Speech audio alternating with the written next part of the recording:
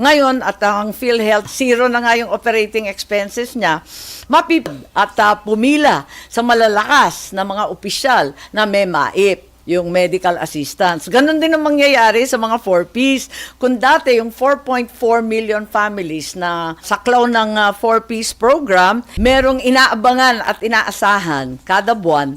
Ngayon, talagang pipila ka na naman at parang hihingi ka na naman, luluhod ka na naman sa malalakas para humingi ng akap. Kaya nananawagan ako kay Executive Secretary Bersamin. Alam naman natin na technically, legally, literally, the only power remaining with the President with regard to a budget is simply a veto.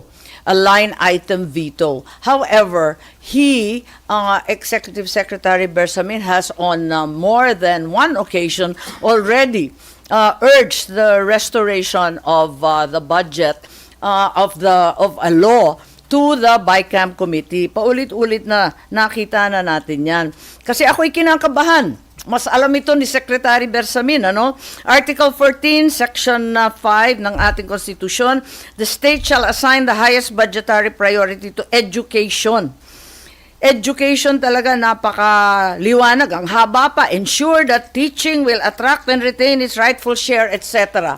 Ang liwanag ng utos ng ating konstitusyon. Bakit nasa 900 billion lang yan, samantalang yung DPWH, nasa 1.1 plus trillion. Nakakakaba Kaya nananawagan ako, mas kabisado niya yung ating konstitusyon. Wag naman ninyo ipahamak yung aking kapatid.